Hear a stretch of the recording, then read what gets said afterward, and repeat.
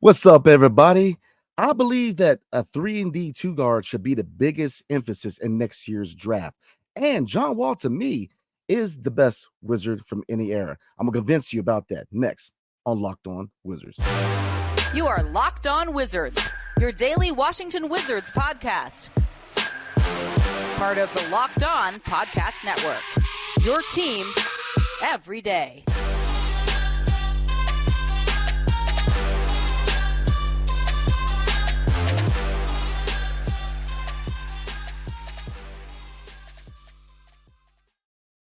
What's good, everybody? It's your boy, Brandon Scott, again. Thank you for making Locked On Wizards your first listen every day. We are free and available wherever you get your podcasts and on YouTube. Part of the Locked On Podcast Network, your team every single day. And tonight's episode is brought to you by FanDuel Sportsbook, official sportsbook of Locked On. Make every moment more. Right now, new customers can bet $5 and get $200 in bonus bets, guaranteed. Visit FanDuel.com/LockedOn to get started. And tonight we are doing a mailbag episode. We asked for your questions, and we definitely received a lot of good questions. So definitely appreciate you guys. So we're going to dive into the first one, and this is on YouTube, and this is at Desan685. And Desan asked, what's the biggest need next offseason draft-wise? Starting center or a guard? And that's a really good question, man. And it's kind of, you can say both, right? And let's dissect it real quick. Looking at guard, this offseason, we kind of said everything as far as two eras, kind of like BC and AD, right? Before the deadline, after the deadline. Obviously, before the deadline, Tyus Jones is going to be the starting point guard. But after the deadline, depending on what moves they make, whether they trade, Tyus Jones and DeLon Wright, or one of the two. But I definitely believe that long-term, Jordan Poole is going to be the starting point guard for the Washington Wizards. Because if you look at the fact that he took over starting point guard duties for Stephen Curry while he was injured last year and did well. And he got a lot of respect by playing that position well. Klay Thompson said, Iguodala said things, he could play the position. And if you look at the fact that him and Kyle Kuzma are going to get a lot of leeway as far as shot attempts and what they can do offensive wise, so I definitely believe that Jordan Poole is the answer at point guard going forward. But again, before the deadline, Tyus is the guy. But with any scoring point guard or score first point guard, you need a two guard who can defend and who can also shoot. And I definitely believe a 3D two guard would be the perfect complement to kind of hide the defensive deficiencies of Jordan Poole. With that backcourt, you need a two guard who can defend and be able to, with Jordan Poole, his ability to drive the lane, collapse defenses, you need a two guard who's going to be able to shoot. All right, the biggest. I don't know if you can really use this as an example because John Wall was a good defender. But if you look at John Wall and Bradley Beal, look, he early years, man, he sit back there and John Wall would dish the ball out and he was just knocking them down. So you definitely need a two guard who can defend, because again, Jordan Poole's not the best defender, but you need a guy who's going to be able to shoot also. So I definitely believe that 3-and-D two guard would be the emphasis. But looking at center, we know what Daniel Gafford can and can't do, right? Can we depend on him to play 25 plus minutes a night? Remains to be seen. He's had his conditioning issues. He's had issues with foul trouble. The season is going to tell us what we really have in Daniel Gafford. Now he's trying to add, new tools to his offensive tool bag. He's trying to add a mid-range jumper, which, we'll see. But can Gafford be the answer at center? We'll see. So to answer that question, we got to let this season unfold, because first they got to get rid of the expiring contracts, right? Mike Muscala, Landry Shamet, either Tyus Jones and DeLon Wright, both, one of them. But you got to move off of these expiring deals to open up minutes for Johnny Davis, Bilal Coulibaly. You got to see what you got in Denny. Is he the answer at small forward? There's a lot of questions that have to be answered. But to me, Jordan Poole is definitely part of the future. And if you're going to have a backcourt with Jordan Poole being the point guard, you need a two guard who can defend and who can shoot the three, and preferably, a two guard with some size. So to me, to answer your question, I'm definitely going after best player available at those two positions. But I think out of those two positions, I'm trying to get a two guard who can defend, who can shoot. So yeah, that's what I would roll with, man. But again, looking at center, it's just I think that you really got to look at the sample size of the season, man, because again, can Daniel Gafford be that guy going forward? His contract, is team friendly, in my opinion. It's not a bad contract, but is he relegated to just being a backup? It's going to be, it remains to be seen because Daniel Gafford has had his issues. Now, obviously, we know what he can do, right? He is a lob threat. He is a paint defender, but I think that 1 year Gafford, we got to see what we have. So to answer that question, I'm definitely rolling with a 2 guard who can defend, who can shoot from 3. But again, you can kind of look at other positions too, right? Because I brought up, the whole Denny Avia. This is a contract year for him. So, does he take that step? Because look, next year you have a couple good forwards. You got Holland. Holland, it was Ron Holland. So, you definitely have a lot of prospects in this draft coming up because it's a very forward heavy draft. So we'll see. I mean, it's just really, really good question. But to me, I think your first emphasis, your first target has to be somebody, a backcourt mate for Jordan Poole, because I don't think Ty is going to be here long term. Is Kispert the answer, the 2 guard? Bilal going forward remains to be seen. But there's a lot of things have to unfold to really get a clear picture of what the blueprint is of this roster and how they're going to configure it going forward, because you best believe that, Winger, Dawkins, and Schlink, they're trying to find deals through the draft because, again, Washington, D.C. is not the marquee destination like New York, L.A., and a lot of cities like that. We're not a small market team per se, because, if you look at the DMV area, this is not a small market, but, we've always had issues trying to attract free agents. So the biggest thing is what?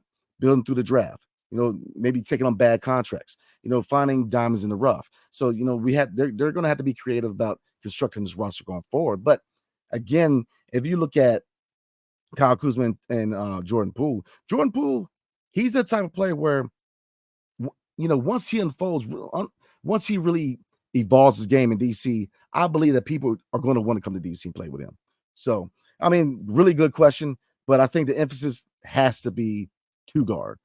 And then 2 guard, you need a shooting guard who can defend and shoot from 3. So we're gonna look at who's my favorite Wizards of any era. I'm gonna convince you that it's John Wall. But before we do, tonight's episode is brought to you by FanDuel. Snap into action this NFL season with FanDuel, America's #1 sportsbook. Right now, new customers get $200 in bonus bets guaranteed when you place a $5 bet. That's right, just a $5 bet. That's $200 in bonus bets, win or lose.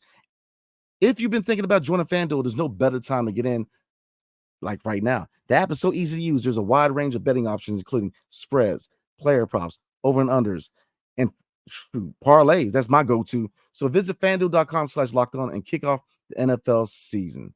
FanDuel, the official partner of the National Football League. And thank you for making Locked On Wizards your first listen every day. Every day is tomorrow on the show. We're going to look at the depth chart. And right now, as we stand, we have 17 guys, but we need 15. So we're going to look at the players who, the high chance of them being waived, and we're going to look at some trade candidates. So definitely tune in for that show. So this question comes from Alexander-SN1WU. And the question is, favorite Wizards of any era? And I'm an 80s baby, man. I was born in 85, so I don't remember Wes Unseld Sr. I don't remember Moses Malone. I don't remember those teams. When Chris Webber and Juwan Howard were in town, I was a kid in middle school, man. So I wouldn't really, I watched them, I knew about them, but my fandom wasn't that big at that point. So the biggest eras for me is Gilbert Arenas and the John Wall era. So the best way to kind of answer this question, it would be, I'm gonna give you my personal all-time Wizards starting 5. Okay, so point guard, and this is a tough one because obviously, look, we know it's between Gilbert Arenas and John Wall. To me, I'm putting John Wall point. This is the fact that he had wheels, man. He could push the pace. I mean, he drive the lane. I mean, his passing ability was out of this world, and he was a good defensive player. So me, I'm definitely putting John Wall at point guard. 2 guard, again, this is a hard one because you're looking at Bradley Beal or Gilbert Arenas. But to me, I'm rolling with Gilbert Arenas. And the reason I roll with him over Bradley Beal is because his ability to create his own shot. Now, Bradley Beal, look, he went from a guy who was a catch and shoot guy early on in his career to a guy who started putting the ball on the court, being a playmaker. And, he evolved his game and it got him paid. But to me, Agent Zero was just money, man. He was just money. I mean, he score anywhere. He can drive, he can shoot. He was hitting clutch shots.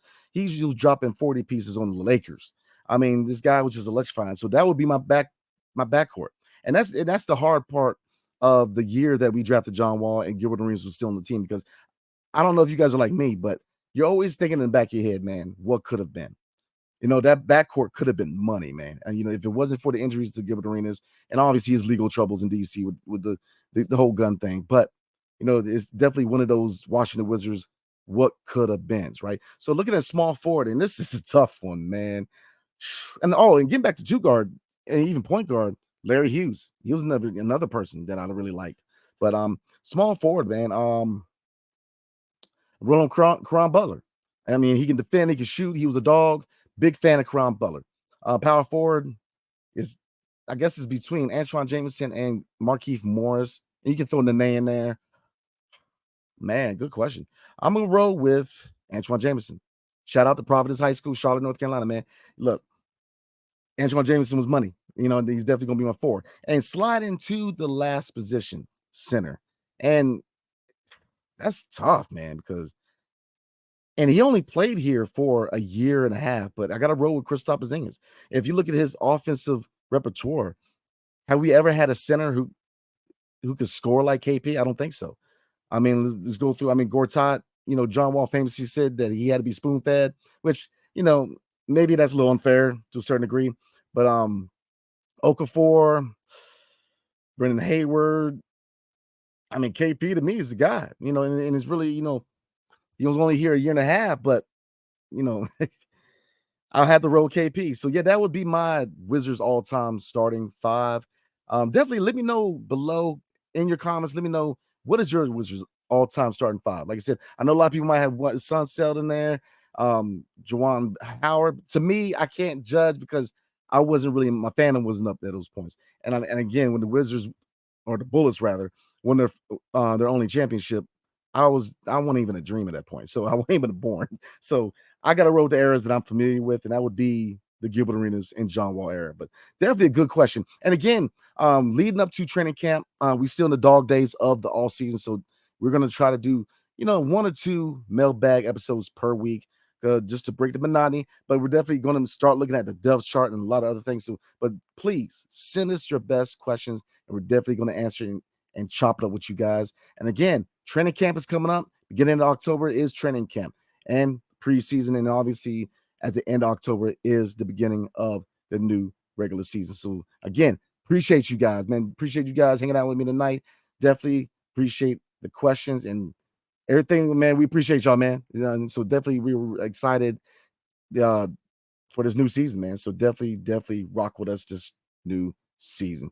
So anywhere you get your podcast, 5-star review is much appreciated. Like, subscribe, and hit the notification button when our episodes drop, because we are going back to daily, every day of the week. So definitely hit that notification button. So again, and you probably wonder, why am I wearing that beautiful shirt in that beautiful shade of burgundy?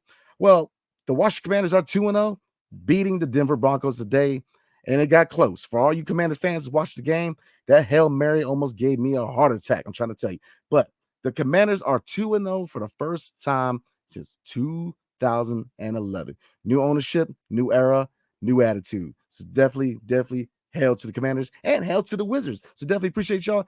Everybody have a good night and peace.